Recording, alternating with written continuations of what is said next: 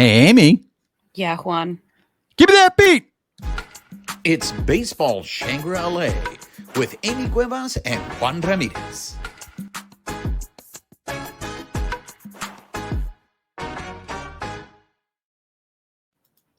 What's up, party people? She is Amie Cuevas. I am Juan Ramirez. You are listening or watching Baseball Shangri-La. If you are listening to us on the audio portion of the show, please make sure you're subscribed to the podcast. Rate us, write us a review, help spread the word. If you're watching us on YouTube, make sure you're subscribed to our YouTube channel. Hit that notification button. Give us a thumbs up. Leave us comments. We love engaging with you. And most importantly, make sure you're following us on social media, on X at BB Shangri-La, on Instagram, YouTube, and Twitch at Baseball Shangri-La. Amie, ¿cómo estás? What day are we on? Is this Tuesday, Monday? I'm just excited to see you. The holiday threw you off, or the fact that there's no baseball throws you off? I think the no baseball, the holiday, changing up our day, recording, still kind of getting my bearings back immune system wise. I think it's everything. Have you adjusted to no baseball yet? You're such a creature of habit, huh? You know, it's funny. It feels that because there's no baseball, we don't have anything to talk about, but we found out we have a lot to talk about. This So is going to be a fluffy episode. it's a fluffy episode. So before we get into it, I do need to take care of some business. And that is my apologies to you, Amie, but we have a base running blunder. It's been 11 million days since our last one. I'm the one that always kills the streak. I'm always the one doing it, and my apologies to you. And guess who caught it? Jose Ayala? That's right. Jose Ayala caught it. He busted me on it. So Jose doing the Lord's work out there, trying to keep me honest. The baseball god's work. The baseball god's work. He's keeping me honest. And so my base running blunder on the last episode, when I was talking about that ridiculous fifth inning that took place, I said Gleyber Torres had made the error throwing third. Almost said something in the moment, and I was like, no, maybe I wrote it down wrong. This is me second guessing myself. And I was like, I think it was he was Anthony Volpe. Yes. Hey, Anthony Volpe. To Chisholm. Yeah. Was the one who made the error. So Jose Ayala, always keeping it real, keeping us in check. He's the one that caught it, and he brought it to my attention. And hey, thanks for listening, pal. Thanks for listening. That's right. I own up to it, Jose, and I thank you. I don't get mad. I'm really more mad. I'm disappointed with myself, Jose, for making that mistake. But I appreciate that you keep us honest. So hey, we had a lot to cover. We were both trying not to cough, and I don't know about you, but I was heavily medicated, much like Freddie was during a lot of those series. So the fact that we made it through with just one, hey, kudos to us. I wish I could use that as an excuse, Amie, but I just miffed it. Like Aaron Judge, the ball was hit right to me, and I don't know what I did. So that being said, let's start off with this. So the season's over, and what? Yeah, the season ended. They are World Series champs, and we got free agency. We got players that are free agents. But before we go to the free agents, Amie, I want to talk about the status of some players that we know are on the team and that are signed for next year. And most importantly, one guy is Tyler Glasnow. Tyler Glasnow to me is a very interesting name because I feel like we don't know a lot about his injury. So there is a part of me that feels like, well, can they count on him to be part of the starting rotation next year?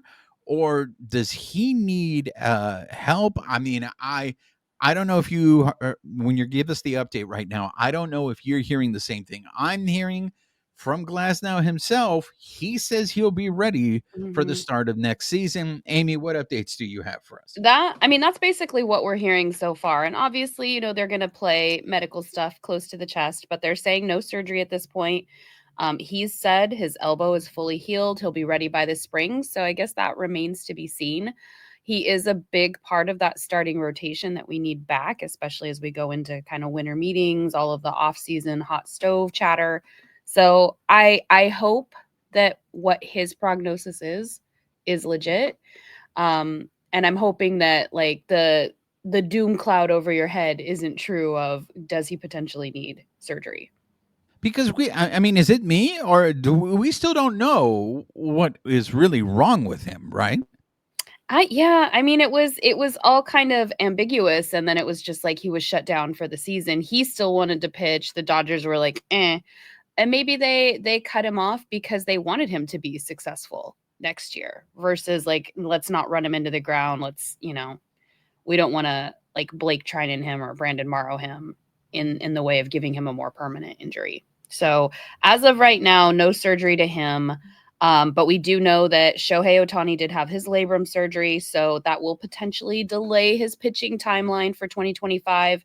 But there should be no impact to his swing, is what we're hearing. So Well, we and to me it's important because when you start looking at how are you going to fill out this rotation, there are a lot of injuries. So it's like you can't count on Gavin Stone to be in the rotation.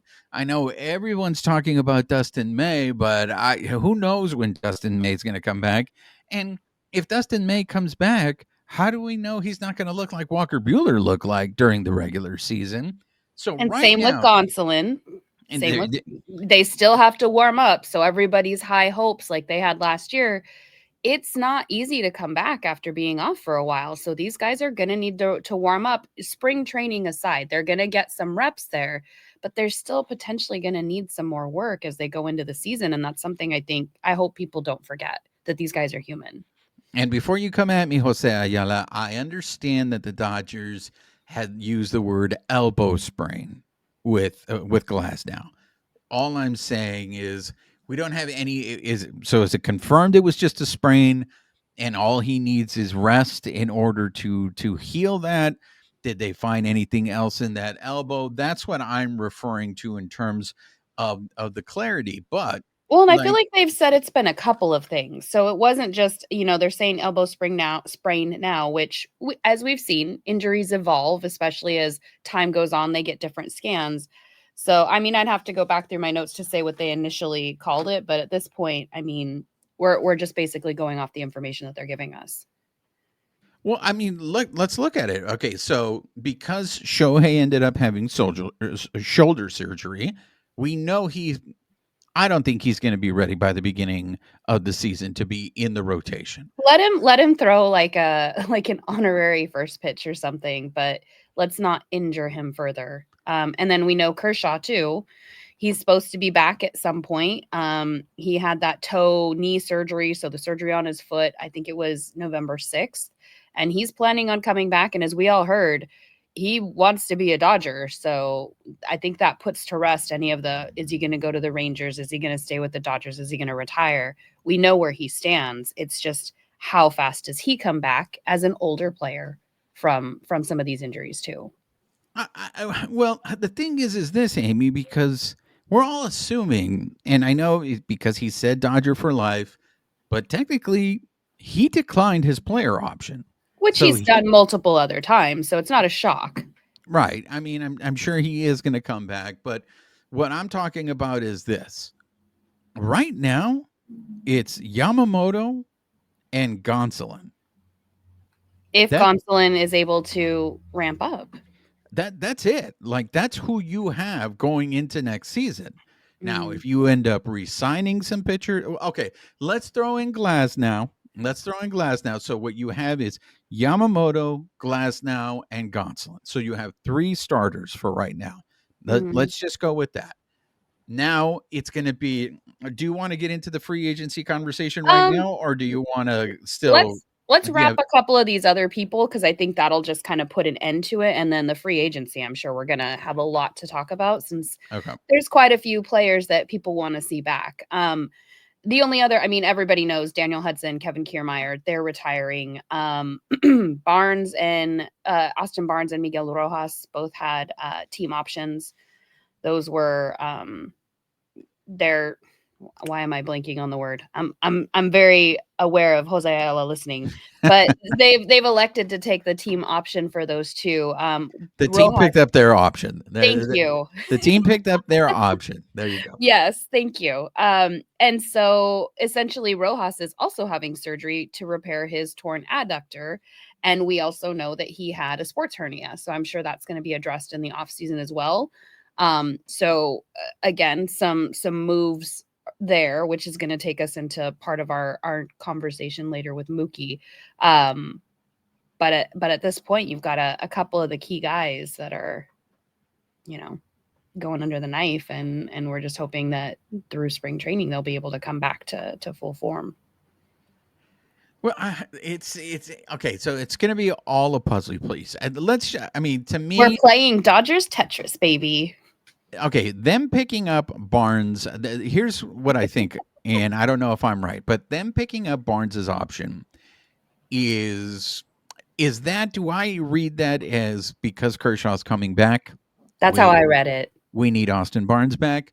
Or is it just that they are just never going to give these poor guys look, Dalton Rushing, who is supposed to be probably their number one catcher, because I feel like they've just given up.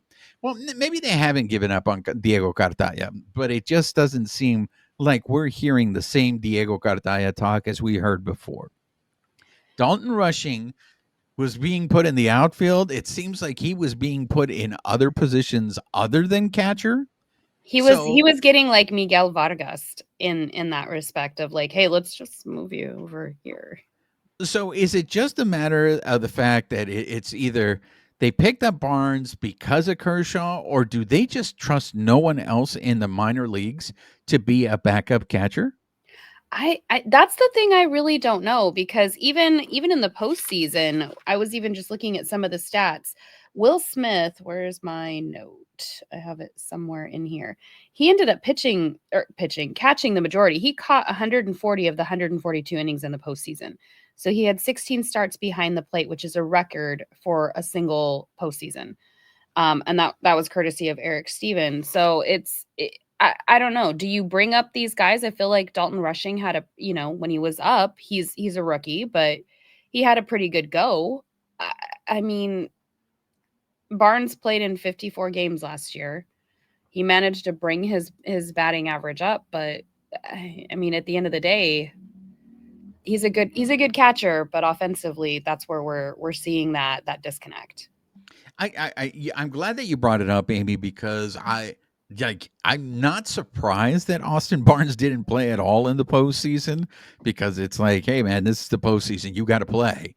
But Will Smith has a better record for throwing players out. He's better defensively behind the plate. Austin Barnes may be really good at calling games, but Will Smith, as we saw, improved defensively, throwing out how many players at second base? Like, I mean, I think he was leading the league at one point. So you do have a discrepancy between your catchers there, and one is obviously the backup.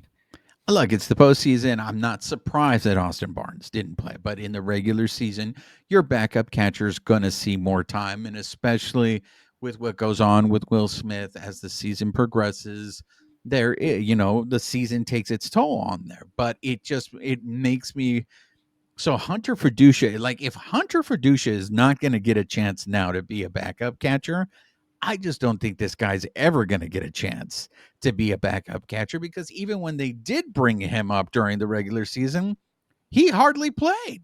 Mm-hmm. So I did find it interesting, but maybe maybe it's just simply to appease Kershaw. But well, and it's hard to get past like that. That is the hump, right? That's the hard choice the team has to make. Do we get rid of, like, for all we're gonna say about Austin Barnes with his offensive production, he can call a good game. Pitchers like him. So do you give up that defensive piece within the game to bring up a rookie who maybe doesn't have that experience? But that's the challenge, right?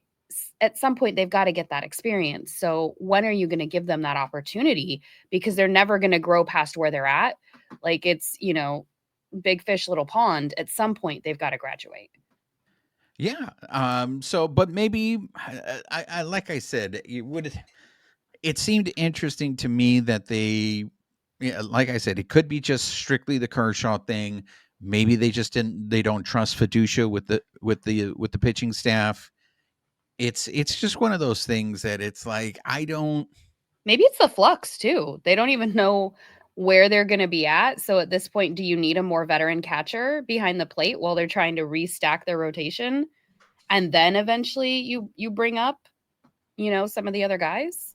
I don't Yeah, know. I mean, like I said, I shouldn't have been surprised that they did that.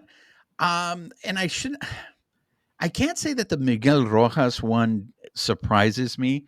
The thing is with the Miguel Rojas, he had a really good season. He had a really Mhm. good regular season.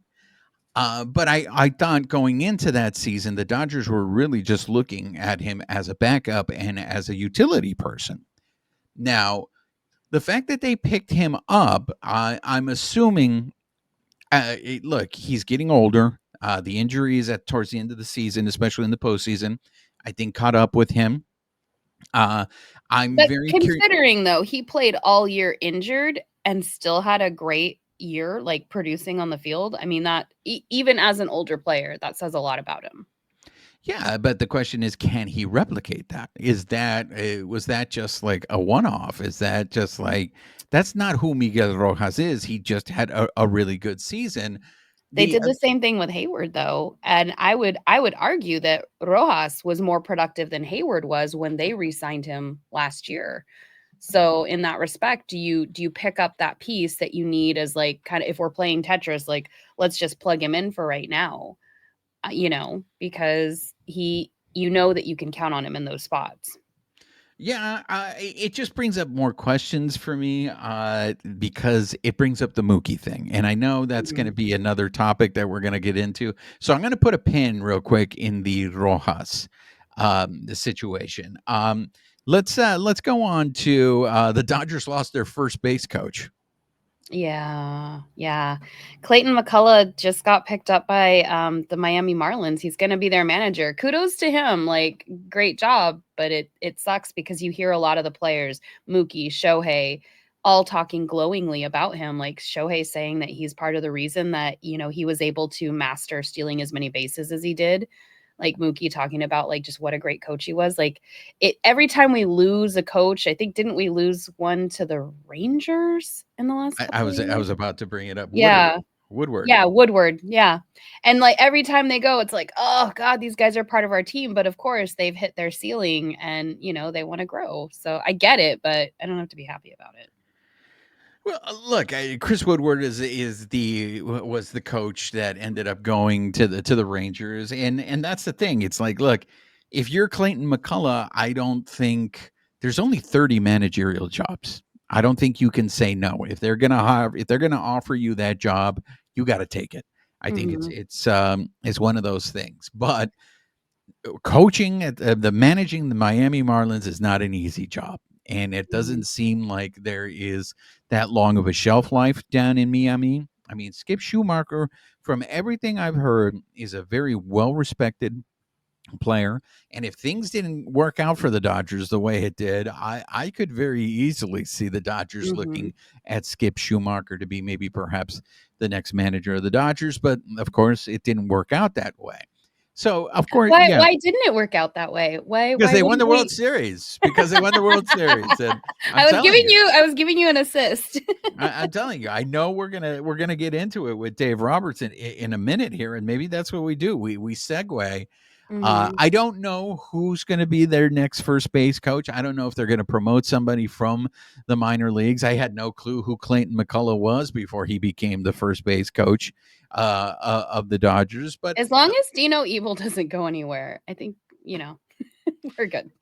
yeah, it's interesting. I don't know if Dino has any interest in managing, but I do feel like a lot of the other teams in Major League Baseball really like to just pick and plunder from the Dodgers organization. Well, but if you put the shoe on the other foot, like why wouldn't you? This team Yeah, just no. won the World Series, or not even just won the World Series, but every year in the past, we've made it to the postseason. So the team's got some kind of winning cheat code, not cheating, cheat code, but why wouldn't you like, well, let's try to replicate a little bit of that with the piece that we can get. So I mean, I get it. Like I said, we don't have to be happy about it, but I get it. And the guy wants to grow. So Look, like I said, the person who benefited the most, I think, from the Dodgers winning the World Series was Dave Roberts. So mhm. going into 2025, this is Dave Roberts' last contract year. Hmm. Okay. Now, I don't know if it was Brandon Gomes or if it was Andrew Friedman who said it, but he had mentioned, look, they're going to get a deal done. It's inevitable. But right now, Roberts has all the leverage. Hmm. He picked a really good time to win the World Series He's to like, renegotiate that contract. I got Um, a ring, baby. Actually, two. So, so um, do you think that extension that's going to get done before next season starts, right? so Gomes was saying it was Gomes that I heard from. So, vice president of He's the operations. general manager. Yeah. It's you hear different names floated around for him. He's got a couple different titles, but essentially he was saying like this winter and, people were asking about like, will he be the manager? And they were like, as far as we see out, yes. So, like you said, if they hadn't won the World Series, I think it would have been a different conversation. That was something that I was concerned with the whole season because I don't think Dave Roberts gets a lot of credit for what he does. He was a lot more exceptional this season in the eyes of many than he has been in past seasons. But to me, the fact that he has made it to the postseason every year without a hitch since he came to the team, that's the people around you, that's the people who support you, that's how you carry the team and how you manage. I'm glad that he's going to get that extension because it was going to be a bummer if he was a fall guy when, we also know it's kind of a team effort in this organization. It's front office, it's management, et cetera.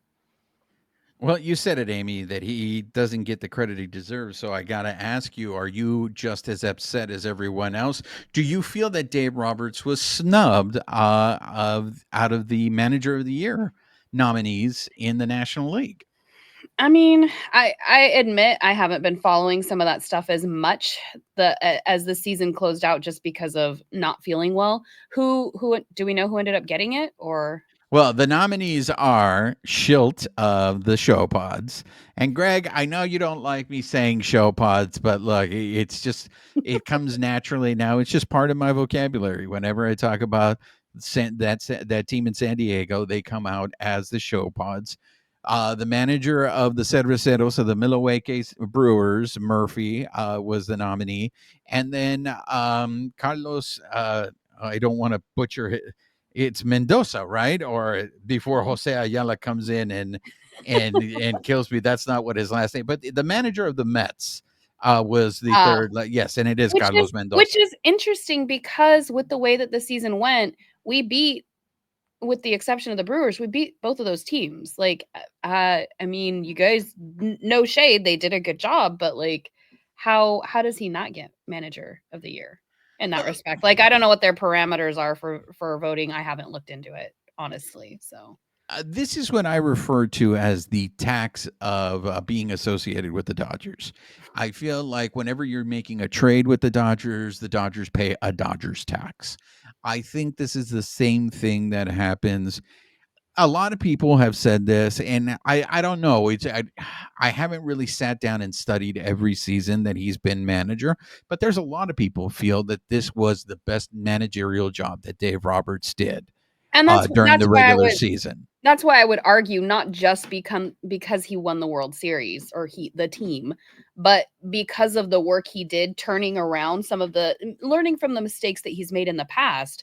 It's just astonishing to me that he wouldn't even be in the running because this was an exceptional year No, for him. and I look. I'm sure he was in the running. He might have been the fourth nominee. That's the thing is that there's only three nominees, so But to not somebody is going to be get snubbed. but Somebody's going not to to get be snubbed. one of the nominees, especially with the season that he had, that does baffle me a little bit. Like I He was the manager of the team with the best record in all of Major League Baseball. who But li- who not to throw shade to the Dodgers, but who limped across that finish line with still the most wins in the season, taking the league and then eventually taking the postseason. Like I don't know how you don't at least make it as a nominee in that respect. And that's not just me being not a fan of the word, but like that's not me being a homer. I think if you're looking at management, that's a pretty phenomenal job right there. to me, and look, I don't know this for a fact because I didn't speak to all the baseball writers of America, but I'm sure a lot of people hold the fact that they look at that roster, they look at all the superstars, they look at all the talent that's on that team, And it's a point against Dave Roberts because I'm sure people look at it and go, hey, man, I could manage that team and get to where you got to. You could say the same about the Padres or the Mets, though. I mean, especially with the payrolls, like Well, it's not like the White Sox manager was a nominee, and we're like, oh yeah, turn the season around, with that payroll, with those players, and like look what he was able to do. We know that that's not the case, but that's not that kind of a situation. Like those guys also have large payrolls. They have stars on their roster, so it's like, to me, it's, yeah, okay, that's a factor, but how did they manage the season? And to me, again, that's where I think Dave Roberts shines. And I am, to your original question, I am astonished that he's not a nominee. Look, for me, it's really hard because I think all those who got nominated are worthy of it. Mhm. Like Carlos Not to take Mendoza. away from them at all.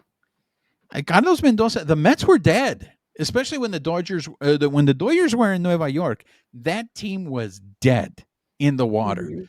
Nobody thought they were going to make the playoffs. Everybody was telling them they need to trade all their assets and try to rebuild it. And for him to be able to turn that team around, because I believe since June, the Metropolitans had the best record in all of Major League Baseball. So Since they Carlos played the Dodgers, Mendoza, actually.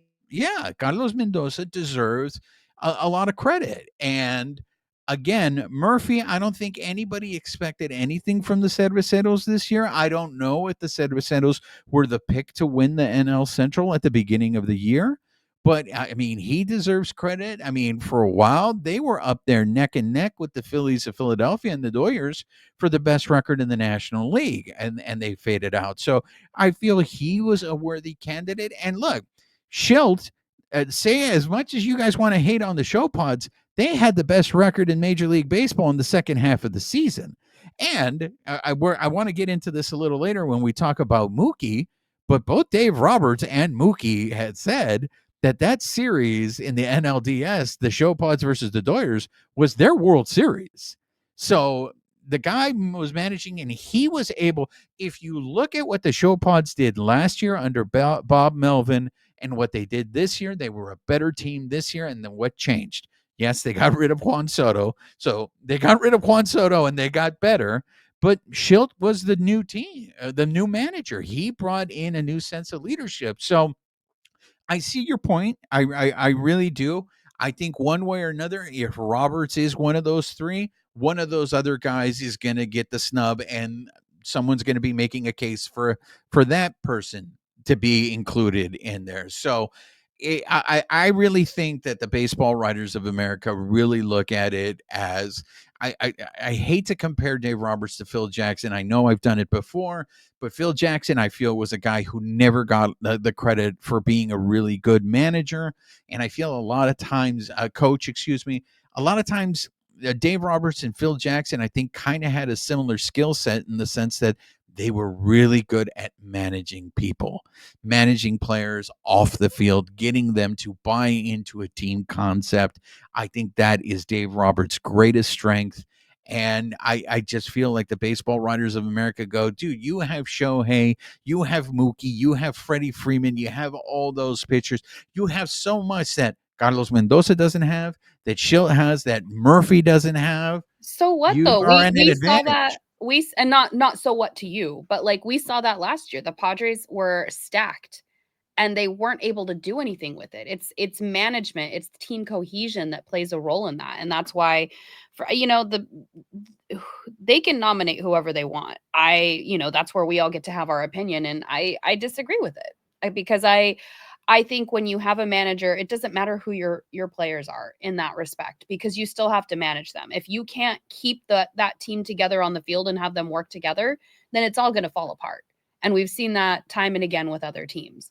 So I do feel like that does factor in. I think you're right about the Mets. I mean, we even saw in that London series like that it was a nail biter between the Mets and the Phillies, and the Mets were able to claw back, and that, like, the way that game ended, that was like storybook baseball, almost like Freddie's grand slam in the World Series. That's the stuff people want to see, and I think that is worthy of being nominated. But to not include somebody who had such a great season, and if you're just, I don't know what the parameters are. We're making very big assumptions right now. I don't think it should matter who your players are necessarily. It's what you do in that role. And we saw him perform and lead those guys to a World Series. I think that's the issue with a lot of these awards. We don't know what the criteria is. I mean, we can get into some of those other categories. Before we do, is there anything? You mean like some of the stuff like Pitching Ninja, who gave Joe Kelly the award for taking signs like a psychopath, and Decoy being the most outstanding first pitch?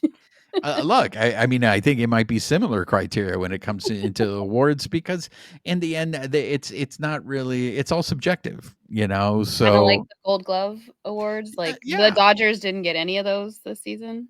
exactly. I'm not mean, saying that the Dodgers are owed this stuff just because they're the Dodgers and just because they won the World Series. I think they have good players and they have good leadership, and I think that shows out on the field. it's very interesting. Do you have anything else you want to add before I want to talk about Mookie? I think are we going to get into Ohtani and all that other stuff in just a minute? I don't want to steal your. Yeah. I want to talk Okay. about Mookie before we get into that. Yeah, let's hop into Mookie then. So Dun, dun, dun, dun. again, Brandon Gomes was doing this was from Gomes, correct? This wasn't from Friedman. I, off the top of my head, don't know. What do you have in your notes? I think I heard it from Gomes on MLB Network. I feel like he was doing a lot of talking in the sense that they are moving Mookie back into the infield. And what was interesting to me was the word choice, infield. They didn't say they're moving Mookie back to shortstop. They didn't say they were moving Mookie to second base. All they said was he's going back into the infield. And honestly, they may not know yet, especially with kind of everything up in the air in that respect. So, of course, that leaves a lot of speculation because of the fact that the Dodgers, again, they picked up. So this is where I want to pick up on the Miguel Rojas thing. So by them picking up Miguel Rojas, and look, Miguel Rojas is a guy that can play anywhere in the infield. He can play third, he can play short, he can play second base. Okay. So when they picked him up, there's a couple of things, and I'm going to save this part as we transitioned into free agency. But my initial thoughts were when they said we're moving Mookie into the infield, I thought of poor Gavin Lux. And as did most of social media. Did you see the Star Wars? Yes. The Star Wars meme? Bless their hearts. I think that was Doyer's Dave who might have made that. Oh, was he the one that made that? He might have been. Yeah. So here we go again. And look, I'm not going to say that the writing is on the wall for Gavin Lux. I'm not, because of the fact that the Dodgers love platooning. They love being able to throw an all left-handed lineup. So I don't know if this necessarily means that Gavin Lux is going to be traded if Mookie's moved into the infield. And that's the thing. What cracks me up is I talk to my friends and they're like, Mookie is a Gold Glove outfielder. When we saw him move back into the outfield in this season, it was like he didn't miss a beat. He was still going out there. And what cracks me up is everybody goes, dude, you're a Gold Glove outfielder. Why are they putting him in the infield? Well, and they said it's the toll on his body. He's not a young player anymore. I mean, he's still young. He still has years on his contract, but the concern last year when they moved him was the toll on his body. Yeah. So look, I don't know if this is coming from Mookie. I don't know if the Dodgers are protecting him. I don't know if Mookie is the one that's like, hey, I want to play in the infield. But it just, Mookie had is off to a very interesting offseason. I don't know if you've seen how all these Dodger players are making appearances, but he had an appearance at Dick's Sporting Goods, and where he was signing, he was doing autographs. People were literally lining up the day before, like 24 hours before, like they camped out to be able to get Mookie's autograph. Good. Then maybe this means this will be the end of all the Mookie flack. Let the man bowl. Well, that's the thing that cracks me up, right? And that is, I feel like Mookie gets criticized so much, but then you see that people were willing to camp out 24 hours out on the street to get his autograph. There seems to be there is legitimate love for Mookie. I don't think it's mutually exclusive though. I think you can have different factions within a fan base, as we've seen, casuals versus diehards versus fanatics. Like all of those have different facets to how they experience the game. I love Mookie. I think he is an amazing player. I let him bowl, let him do what he wants. He wants to play in the infield, he wants to play in the outfield. He's a selfless player. I think he gets a lot of flack in the media for, interviews, but you see him doing something he loves and his face lights up. He's in the broadcasting booth. You can see the joy that he has around the game and what he brings to it. And then you're also going to see those factions of the Dodger fan base that are always going to give him flack. And I will never understand it, but I don't think that represents the whole fan base. And that's, I think, where the mistake gets made. And I hope he knows the difference, that there are a lot of fans out there that do love and appreciate what he does on and off the field. Look, there's a lot of free agent talk, and we're going to get to it. But I think I want to talk specifically about one free agent right now because I think it correlates with Mookie, or maybe two. We can combine two of them here. Well, and just before you hop into that, Lux I think he's arbitration eligible. He's not a free agent till 2027. You've got Rojas, where they picked up that team option. And then you've got Tommy Edman, who can play shortstop as well as center field, and they have him through 2026. So you've got a lot of moving pieces there as well, which I think is going to segue into the free agency stuff that you're about to bring up. Well, I think the free agency stuff really is probably is what's gonna determine Gavin Lux's fate, because one of the names that has been it cracks me up where these rumors start and all that, but one name that consistently is attached to the Dodgers since going back to last year is Willy Adames, the former shortstop of the Cerveceros, and so one of the things is I know everybody was like they wanted to trade for Willy Adames last year, right?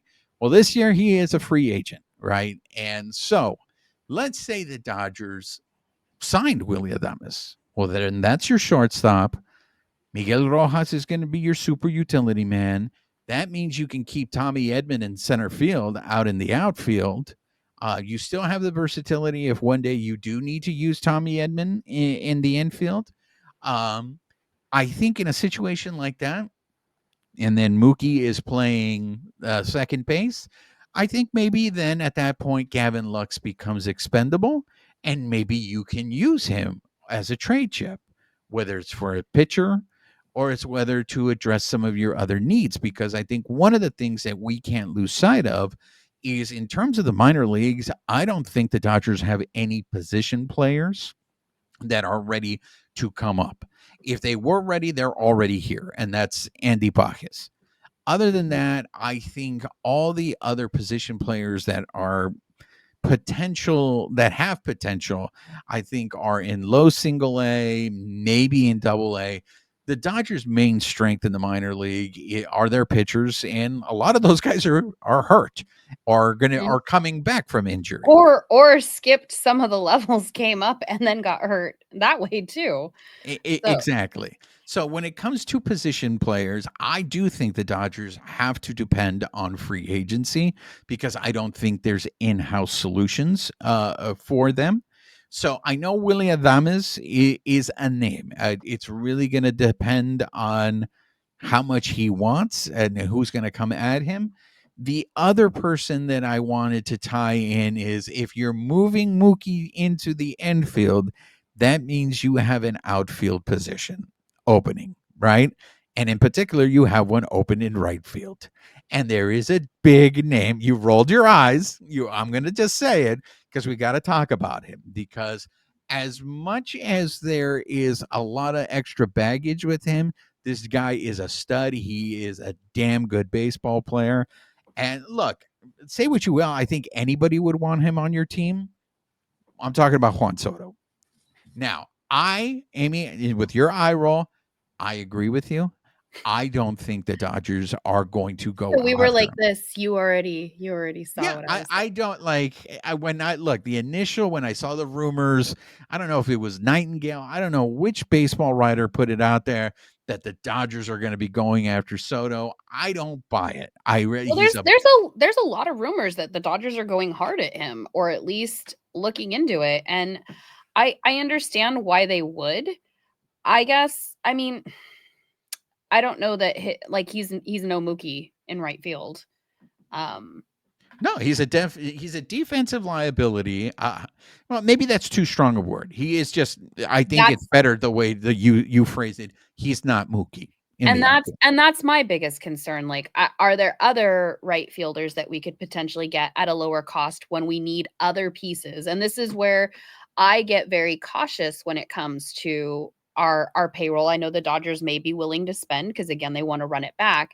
And this is where a lot of people disagree with my takes, and that's fine. We don't all have to agree. But for me, the price tag is too high when the defensive production there doesn't really bolster it. Is he a great hitter? Yes. But I don't know if the ends justify the means. You need a player that can be defensively great in right field.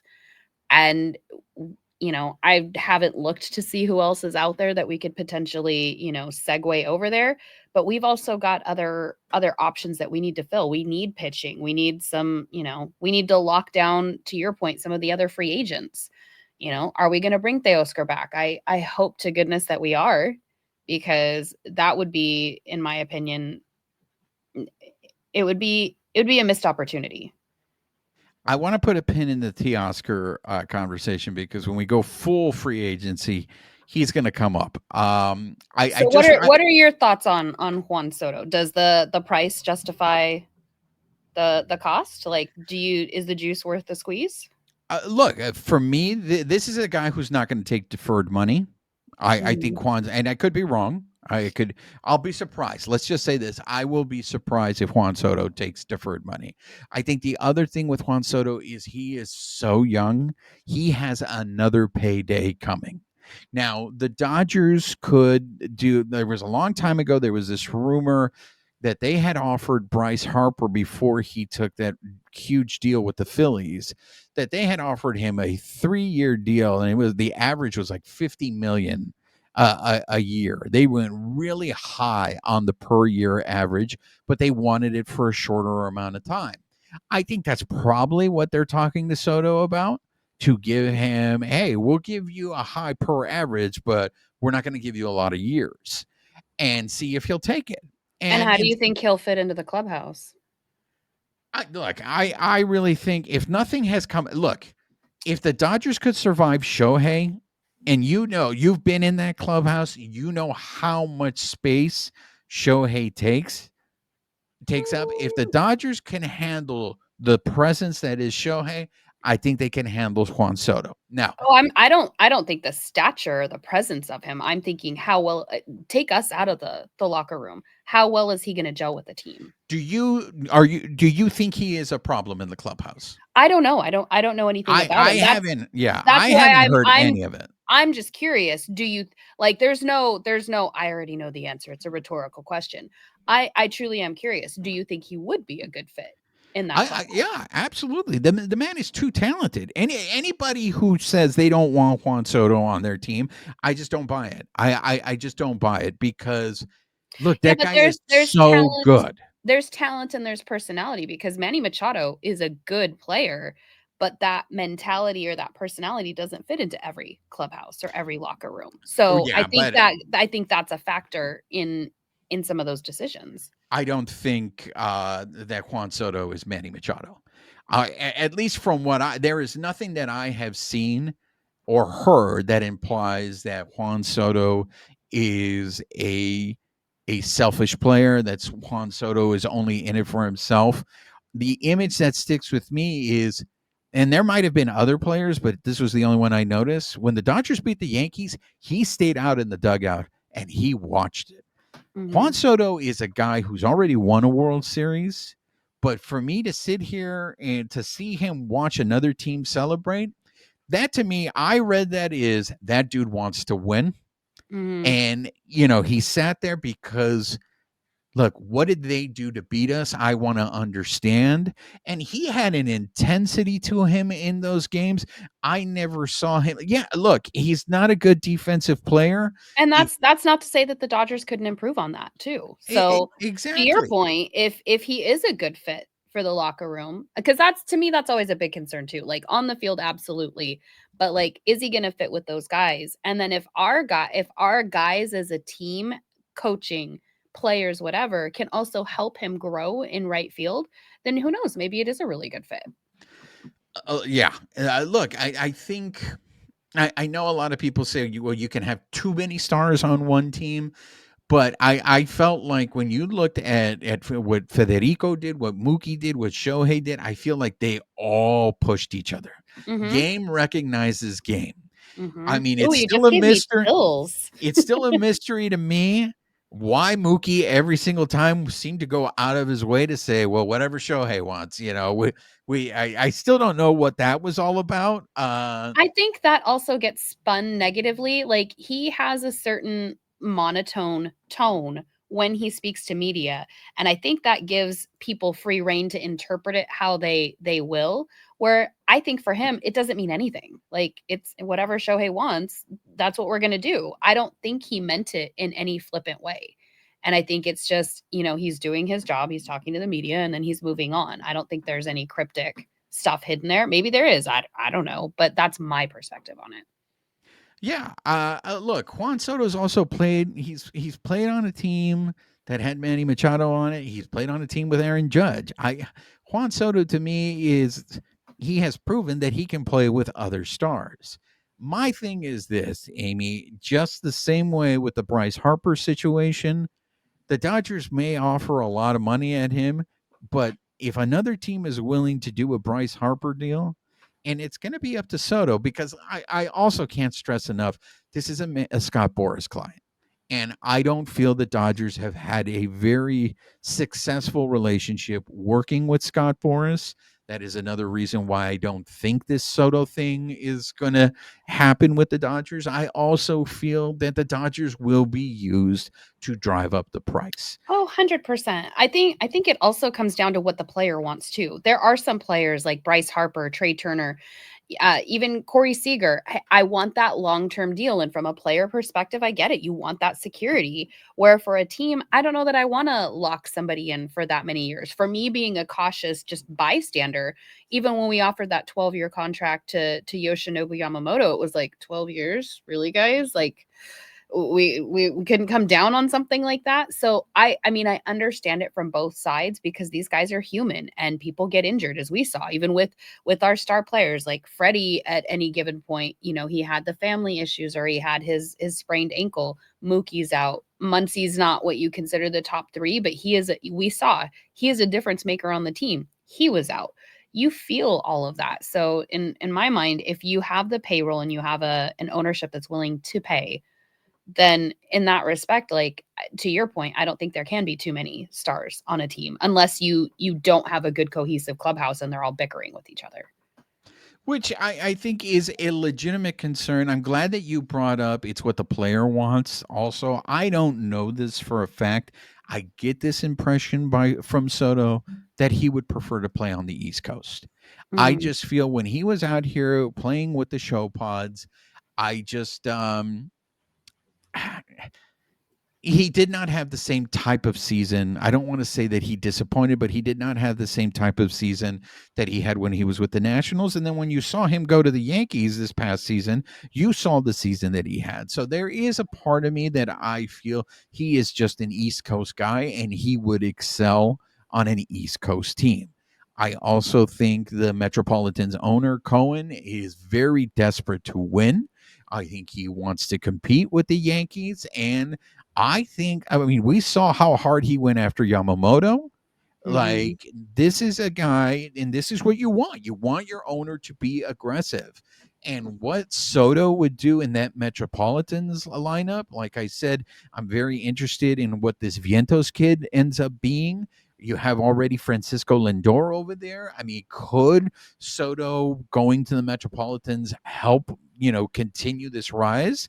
Then And this that's wasn't a and that also fluke with the Metropolitans? and that also goes back to what a player wants. Do they want to be overshadowed by some players? And that's going to come into we're going to discuss Roki Sasaki later. Do you want to make a name for yourself and kind of lead that team? Do you want to be the star driver on that? Or do you want, you know what, I don't mind being another big name on the team and we all work together? Each player has to answer that question for themselves. Like Shohei, that was a concern that people had when he was figuring out where to sign. Does he think he's going to be overshadowed on the Dodgers? Would he rather go to somewhere like Toronto and play? And they still have good players, but he would clearly be the, the front runner. And so it's going to be different for every player what they want. And that may even change as the offseason goes. What might be important to Soto now may change in a month. I'm very curious because there's a feeling in me that I have this theory that Major League Baseball players are seeing what the Dodgers did this year and maybe are thinking, that's not so bad. Yeah, maybe it's a super team. Maybe all these, elite stars join together. But it's like Voltron you saw Shohei. Like Shohei had a historic season, 50-50. And you saw him, and he was just glad to be a part of that team. He was glad to make it to the postseason. Yeah, it was all team. So is Juan Soto thinking that, saying, look, I'm going to get my money? But again, I don't want to make it seem, because you can't compare anyone to the unicorn. You really can't. The unicorn is just a very different situation. But we've also seen what happens when teams just try to build around one player. And Mike Trout is an amazing player. But if you don't have the team around you that can also bolster that star status, you see it stagnate. And it's unfortunate because, all of these teams deserve to have a good run. Like somebody, I think it was Codify, posted something like in the last week. They said, if any teams finish 40 or more games out of fourth place, they should have to sell the team. All in fun, joking around, but there is some merit to that. Like, do you want to put a game contending team out on the field as ownership? Or do you just kind of want to, like what we've discussed many times on this show, kind of just status quo, whatever, I'm going to continue to draw my checks. People are still going to come to the games at some point. I'm still going to make money. But is that fair to the fans? And is that fair to the players? No, I think there is truth to that. You're going to have there are owners, I think, in Major League Baseball that winning is important to them. And then there are owners, like you just described, that just want their money. I want my steady paycheck. Give me my money. And it is unfortunate for those fans that live in those cities or are fans of those teams.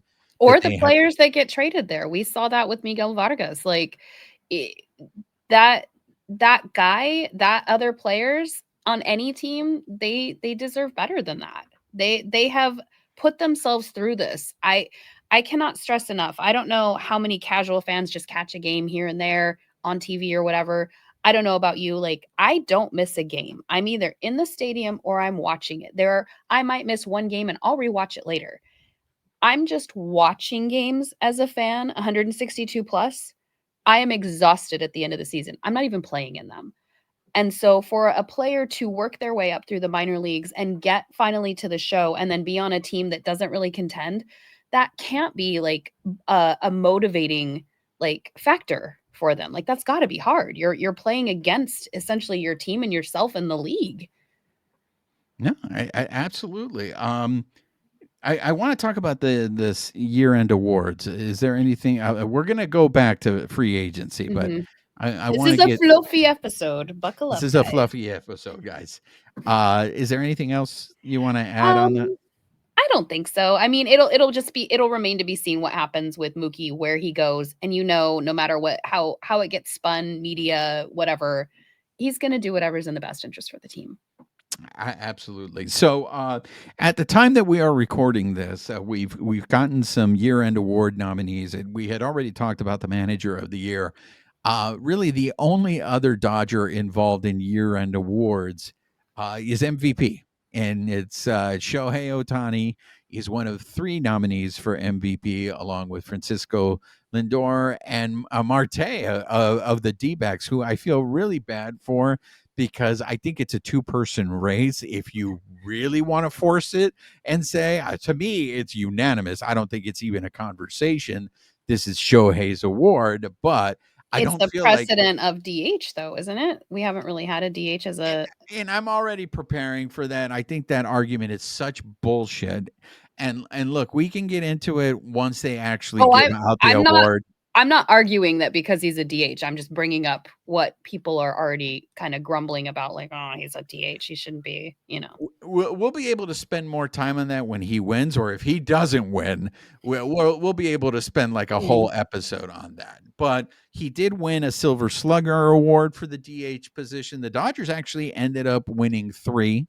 Mhm. Yeah, Mookie won for utility again. Mookie coming in, and then Teoscar. So I Well, don't. and The, it was pretty amazing too, because this is Otani's third career Silver Slugger, his first in the National League. Teoscar, it's his third career Silver Slugger, and for Mookie, it's his seventh career Silver Slugger, but it's his fourth with the Dodger. Like that, just amazing, even as a utility player. yeah. Is there anything else that you want to address with these awards? The Dodgers, I saw something come across that they're the 2024 Silver Slugger NL Offensive Team of the Year as Oh well. yes, yeah. They won it. They won the Silver Slugger award as a team. Mm-hmm. So that was the only other thing. And then, as we mentioned earlier, no gold gloves. So there's that.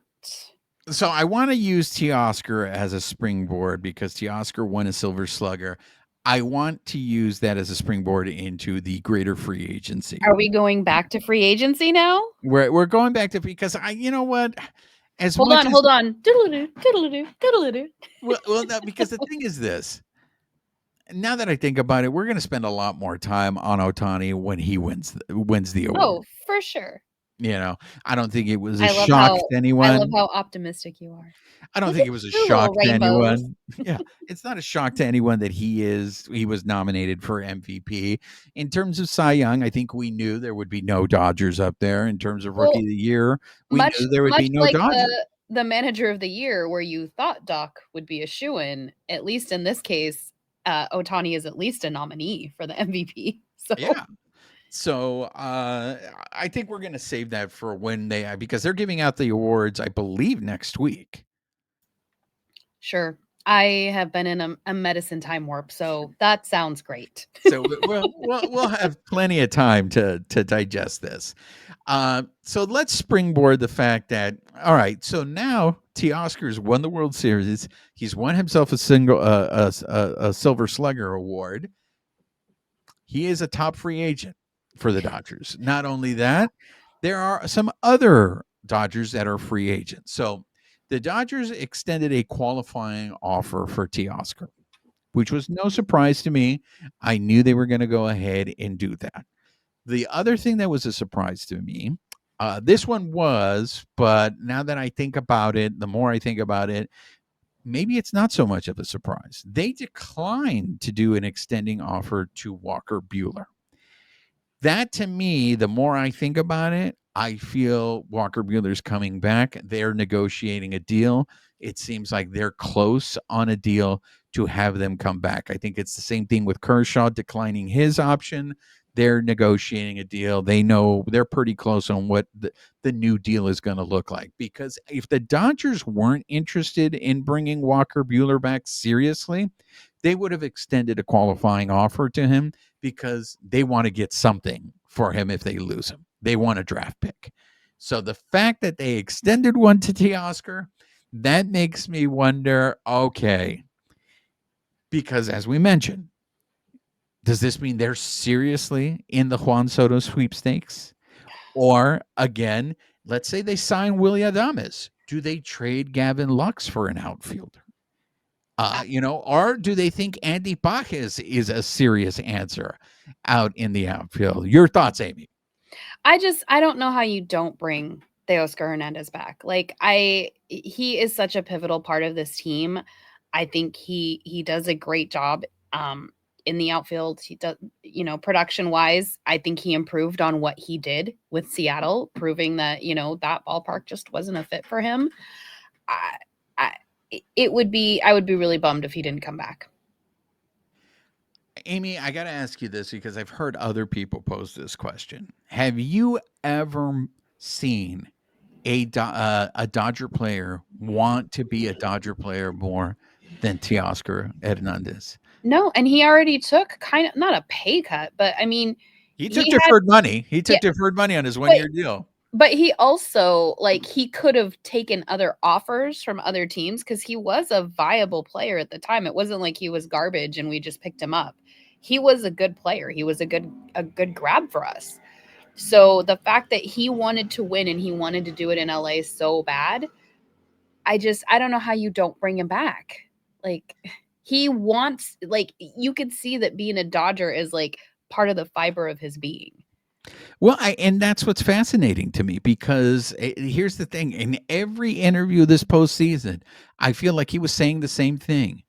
I want to be a Dodger if they will have me back. The fact that he got emotional, you were there at the rally. He got emotional there. It He just seemed cried. Like call his it what it is, but he's not the only one. Teoscar, Kike, Jack, they're all making it known they want to come back. They want to be on this team. So it's in that case, you're even giving up some of your leverage, if you will, if you're like one of the like a big on negotiating. You've already let this team know I want to be here. So you're showing some of your cards. Now it's up to the Dodgers to bring them back. Yeah. So I think, look, if they sign, I know there's already rumors that the Orioles and the Red Sox are making they're making a hard push. So what's going to be interesting is this. For I feel Teoscar. for the Oscar, yes. So I think what we saw last year were none of the dominoes dropped until Shohei signed. Once Shohei signed, then everybody else knew kind of where they were going. I wonder if Juan Soto is going to have that same effect this offseason. Everyone's going to wait for Soto to make his decision. And then once Soto makes his decision, then teams that have money left over, will they throw it at Teoscar? So it's like if Soto doesn't go with the Dodgers, well, then the Dodgers go, all right, Teoscar, it's time to come back. But how long will Teoscar wait? Because let's say the Orioles and Las Medias Rojas tell Teoscar, look, this is our offer, take it or leave it. We're not going to wait for you because It we got to put our team together. it depends on how bad it depends on the conversations he's already having with the Dodgers. Because much like we saw with Kike last year, he got offers from other teams. He held out till the last minute. He was even telling the front office, hey guys, I really got to make a decision. Like I want to be here. How do we work this out? Because I can't keep turning everybody else down. And I think that's going to be the case with some of these other guys. Because not only is it Walker Buehler and Teoscar Hernandez, we've got Kike Hernandez. You got Joe Kelly, Blake Trinan, Jack Flaherty, and then obviously Clayton Kershaw, which, they're going to work out their own deal. But, how are they going to work this with any of these guys? And you hope you don't see them in another jersey next year, especially because they were pivotal pieces. I know Kike, I will support him 100%. He is my favorite player currently, but I also think we also saw his production improve once he got glasses, and he obviously proves himself in the postseason. He's another one that I'd like to see come back, and he is a utility player. We've also got Chris Taylor, on the roster for at least another year. So I don't know how that factors in, but like, what about Blake Trinan? I think Blake Trinan is coming. Of those names that you mentioned, I think Blake Trinan is getting re-signed. I think Walker Buehler is getting re-signed. Teoscar, I'm 50-50 on. I He mean, wants it. yeah, I would like to have him back, but I mean, look, like I said, I can't ignore the eye test. There are so many things that Teoscar brings to this team that are vital, but Mhm. Juan Soto is an elite talent. If you have the opportunity to bring in a Juan Soto, I think you have to do it. You just have to do it. But again, I think there's going to be other factors in that Juan Soto because I do think they're just going to back up the Brinks truck on him, and it's going to be to the point where, look, what's crazy about the Dodgers, and it goes back to the unicorns deal, is he's giving them a lot of financial flexibility. And Mhm. if you believe the reports that are coming about how much money the Dodgers are making alone in Japan in 1 year, I've heard that they've already paid off his contract in exactly. full with just this 1 year. Like, and Exactly. if that's rumored close to being true, or it's even beyond that, like, good for the Dodgers that they made a good business choice, and being able to structure the deal the way that they did also assuaged a lot of concerns for a lot of people. And so I think it's logical to think, okay, Soto's going to cost us this much. And I think you've made this argument before in the past. Instead of spending all this money on Soto, let's say we could bring back Teoscar. We could sign Willie Adames. We can address other things and make our team, really stretch out that lineup. For me, that's the decision I would go for. I know that you're saying I'm not disagreeing that Juan Soto is not an amazing player who would be great on this roster. For me, that's always been my argument, whether it came to Shohei or whatnot. I say we stagger it around and we get more players, more bang for our buck. But that's where the beauty of this game comes in, right? We all have different opinions on how we should stack this team, and at the end of the day, none of us get to weigh in. Like, Yeah, and I think that's what's probably going to happen unless you have a curveball like Shohei threw in the offseason. Unless you see Soto say, let's say he takes a Bryce Harper deal where it's like, all right, give me a high per average year, but only give it to me for 3 years. I want to go back on the market in 3 years and I'm going to get another payday. Look, it's kind of like what Machado did. Coming off the Dodgers, like, that's if you're willing to take the smaller year, like the per annual like contract, it's not a bad move because you're coming off the Dodgers. It's not like you're coming off of another team and then you're trying to go into free agency. We've seen it. It is going to bolster him in some way. Yeah, but I mean, if you're Juan Soto, and then let's say, okay, we'll give you 150 million for 3 years. You know, are you Soto? Do you take that as opposed to, let's say, there's a team that says we'll give you 600 for 10 years? What's the location? Does he want to be there? Like, Exactly. that's the stuff where people look at it and it's like, well, it's a no-brainer. He should do this. And it's like, there are a lot of factors that go into this stuff. That's not just like, oh, it's just about the money. It's about quality of life. It's about the team itself. It's about what he's trying to accomplish with his goals. So there are so many factors that play into that. And like I said, that could change from one week to the next, one team to another based on what they're offering. Yeah. So I think if the Dodgers can sign Soto on their price, they're going to do that. If they can't get him for what they want to pay him, then I think it's the Dodgers right now are in a really good spot financially. I think where they have a lot of options. Where let's say they don't get Soto, they get Willie Adames, and look, and this is one of the things that now we're talking about. You still got an impacted infield potentially if you do that as well, depending on what other pieces you might bring back. Exactly. But I don't think Mariachi Joe is coming back. I'm already mourning. That makes me really sad because he's such a Dodger. Like, I'm not convinced that Jack Flaherty is coming back.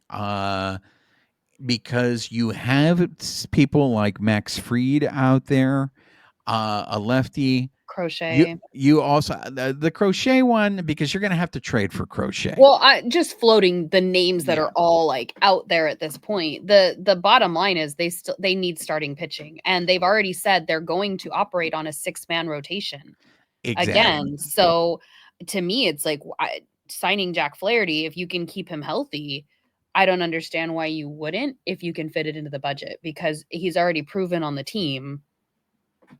So, well, I mean, the thing is you have Flaherty, but Max Fried's out there as a free agent, and you have Blake Snell. There's been those rumors that the Dodgers have been, that they were in on him last year before he signed with the San Francisco Giants. And again, I don't think, like I said, winning the World Series, I really think kind of opened people's eyes, because This was a Dodgers team that won the World Series with a decimated pitching staff. Could you imagine what this team could do if they had a healthy pitching staff? I I love think, that. I love that people go into that where it's like baseball. Show me like one healthy team that makes it to the finish line. but I think that's scary. I just think it's really scary if you're, I mean, if you're other teams, if you're a player and you're looking and winning is really the number one priority to you, I think you look at it and go, dude, they did this and they weren't like, And managed to everybody was shut picking everybody against them. up. And they shut everybody up about the Mickey Mouse World Series. Oh, you can only do it in a shortened season. All of the stuff. They have proven that even though they can make it to the postseason every year, they had the stuff to make it all the way this year. Yeah. So I feel that there's definitely two routes to go, but I think that's the route they're going to go, Amie, is if they can sign Soto on their price, they'll do it. But if not, they're going to use all that Soto money, and I think they'll go on a spree and get themselves a pitcher. They might get themselves a shortstop. I can see them if they re-sign Teoscar. I can really see them giving Andy Bacchus a shot in right field and having Tommy Edman in center. And I then don't know why, like, you necessarily like. Yes, Willie Adames is a great player, but re-sign Kike. He can play it short. He can platoon with Rojas. I do think they're going to re-sign Kike. For the same reasons that I think they're going to re-sign Walker Buehler. I think what has become very clear is you need postseason players. And those two dudes really showed what their value is in the postseason. And I think you see the difference there. I think because but he's also versatile. Like he's not a hack utility player. And that's not me just, bolstering Kike because I think he is a great player because I truly believe as a utility player, he is great on the field. I think he's very underrated. And he filled in for Muncy the majority of the time. And, barring that we don't have Justin Turner in the hot corner, like those guys did a great job, Muncy and Kike. Yeah. So I really think that, so I just think Joe Kelly and Jack Flaherty are probably going to be the odd mans out unless they can get Flaherty cheap. If they can get Flaherty cheap, then I can see them coming back. If Max Fried gets an offer, I just don't think, Max Fried went, I know they talk about this endlessly, went to Harvard Westlake with Jack Flaherty. Max Fried was in the suite at Dodger Stadium when Jack Flaherty was pitching. I don't think you can underestimate what it felt like for Flaherty to come back and win a World Series at Dodger Stadium. I don't know if Max Fried isn't looking at it the same way and going, I wonder what it would feel like to come back, pitch at Dodger Stadium, pitch for the Dodgers, and win. I kind of am curious about that. I'd like to see what that feels like. And does Flaherty drop his price a little bit? Because again, that comes back to much like Teoscar did. What is it worth to you to stay in LA? Is it worth it to drop a million or so, a couple million in the grand scheme, but you get to stay where you want to be with your family and whatnot? Or do you want to make more money and go, wherever the trade winds take you, and that's where you end up? These are all the decisions these guys are going to have to make, and they're going to weigh this and bet on themselves. Who knows? We may see Jack Flaherty pull something like Teoscar did, and he wants to stay, even if it's maybe a 1 year. And then it's somehow the way that they stagger it, you still end up with the Max Fried. Who knows?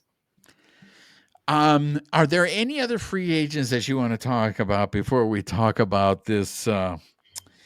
I don't know what you call this this rumor that's been going on for more than a year. I mean, we're just basically going to preview it because it's going to be a developing story. So, all right, but there's no other free agents you want to talk about? I mean, other than I'm bummed if Joe Kelly doesn't come back because he's a Dodger. He's our Mariachi Joe. No. Like I said, I think they will bring back Blake Trinan. I really do. They I hope brought we didn't him, burn him out this year. they paid him well, and that may happen because they paid him for one whole year just for him to rehab. They Mhm. signed him when he was injured. I think also it's getting towards the end of his career for Blake Trinan. I think winning is important to him. I can see them definitely go ahead and bringing him back. He's One one of the scenario, most proven arms in our bullpen. I mean, there are a lot of good arms in there that sustained us throughout the year, but he was one of the ones, like, as a closer, you could potentially turn to. look, like I said, Gavin Lux is becoming to me a very, very interesting person to watch in the off season because another move. Let's say they don't re-sign Blake Trinan. The San Francisco's declined the option for Devin Williams, and I know Devin Williams is eligible for arbitration, the Airbender. And I know it's already out there. I think Blake Harris put it out there. How about the Dodgers trading for Devin Williams? Well, you could throw in Gavin Lux for a trade for Devin Williams. So, look, Oh you're going to god. have a It's lot. already starting. Oh, Exactly. We're light going to your have hot stoves, everybody. exactly. We're going to have the whole off season about that. So, let's end the show with talking about Roki Sasaki. The tiny, somewhat unicorn mythical creature. I don't know. He's 23 years old, right? 23 years old. Yep. Okay. So here's the crazy thing about this. Okay. So the Japanese team has agreed to actually post him. The Okay. Chiba Lodi Marines of Wow, the you're so brave for even trying to pronounce that. That's why I just referred to it as the Japanese team well, because I knew I was going to butcher the pronunciation on well, that. I don't know if I said it correctly. That's why I said it a couple different ways, but it is part of the Nippon Professional Baseball League. So if they sign him, they're signing him on basically a minor league deal, is my understanding. Well, and that's the thing because so they're posting him early, which Yeah. means he can only sign a minor league deal and then they can pay a potential bonus and that depends on the pool for that. So it levels the playing field for all of the teams there. So now we're going back to the same Shohei argument, which we were kind of referring to earlier. Does he want to be on a team with proven stars with other Japanese players, or does he not want to be in anybody's shadow and he goes to another team? And because the field is leveled, he could go pretty much anywhere, and everybody's going to pay the same price. No, that's absolutely true. But one of the things I do want to just point out to everybody in terms of international money slots, the Dodgers are the ones who can offer the most. Correct. And the other thing that I trust Andrew Friedman with is what if he makes a trade between now and then to free up even more money? Mm-hmm. Look, I think Well, and they're not worried about paying a luxury tax at this point. If they are making money kind of hand over fist with tourists and whatnot, exactly. merchandise, even just the World Series merchandise. I don't know how much you dropped, but like, I did. I can guarantee you, I did not drop as much as you did. I can guarantee you. well, and I was being fiscally responsible. There was way more that I wanted, but it was like, nope, we're on a World Series budget.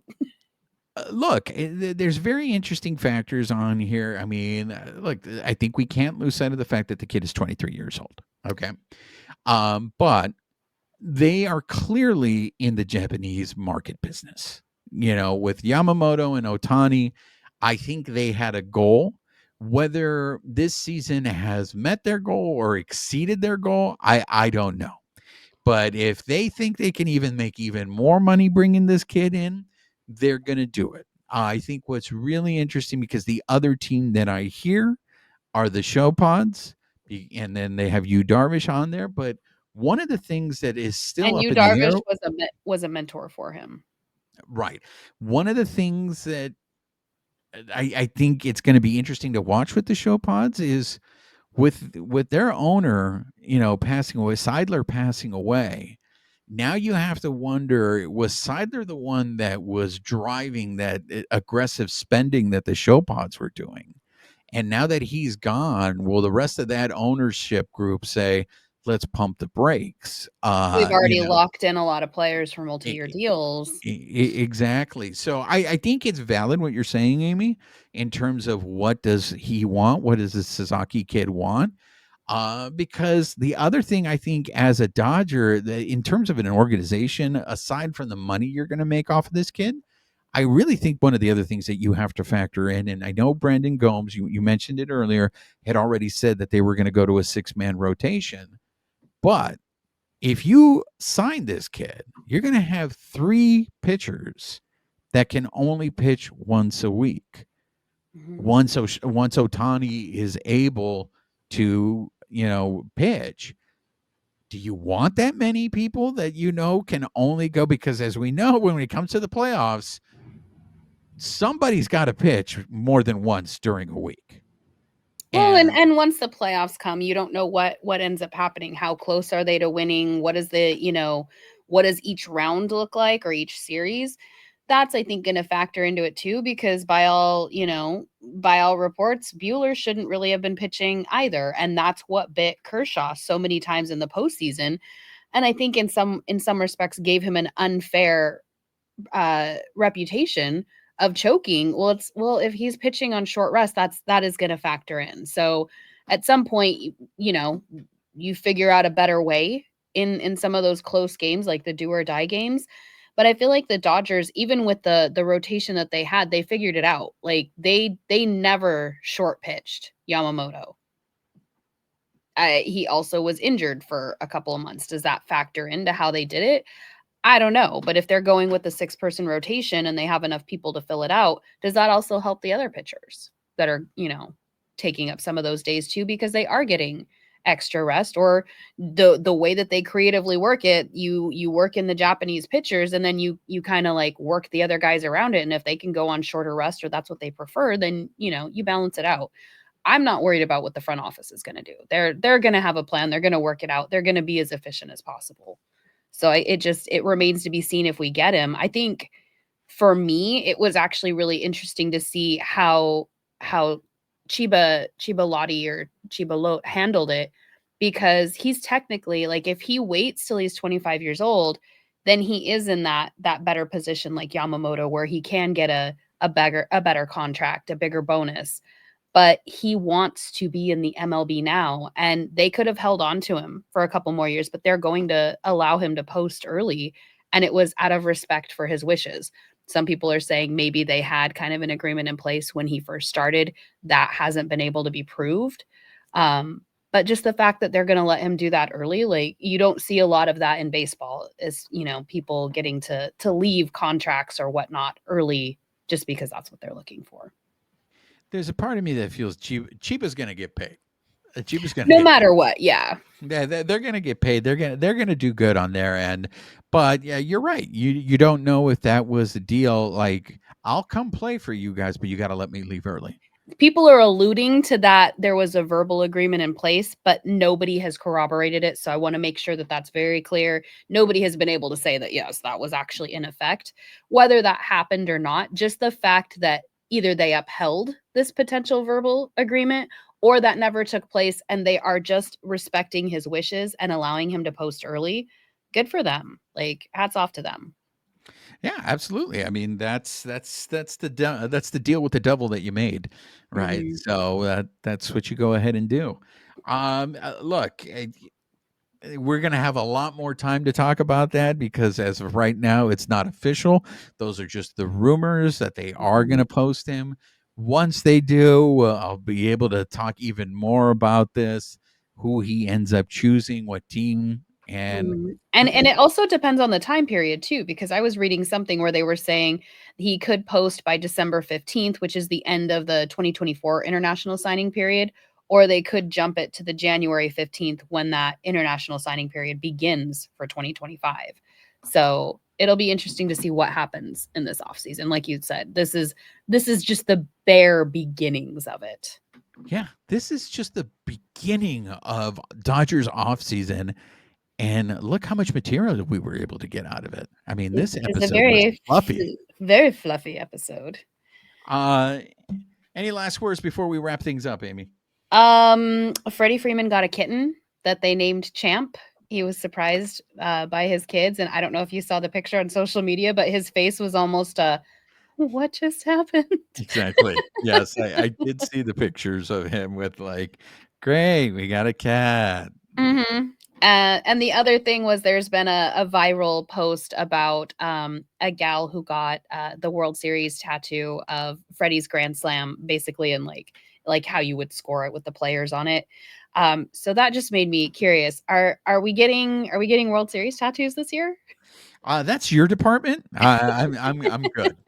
You're not gonna get one? Me and my cousin have been talking about it because I got a tattoo the last time we won. So that's your department. I'll have you. I'm there in spirit with you. But we're not gonna get baseball Shangri-La and some BSLA tattoos. Not yet. No, I'm staying. I'm staying away from that. Just curious if any of our listeners or viewers, if you guys are planning on any World Series tattoos, share it with us because I'm still trying to figure out what I want. There we go. And there you have it. So that's going to do it for this episode, ladies and gentlemen. If you have been listening to us on the audio portion, please make sure you're subscribed to the podcast, rate us, write us a review, help spread the word about the podcast. If you've been watching us on YouTube, make sure you're subscribed to our YouTube channel, hit that notification button, give us a thumbs up, leave us comments. Are you getting tattoos? What do you think about these free agent signings? Who are the Dodgers keeping? Who are they going to be signing? Anything that we talked about on this fluffy episode, you guys chime in on it. And most importantly, make sure you're following us on social media, on X at BB Shangri-La, on Instagram, YouTube, and Twitch at Baseball Shangri-La. She is Amie Cuevas. I am Juan Ramirez. Nos despedimos con un beso. Amie, say goodbye to the people. Goodbye, people.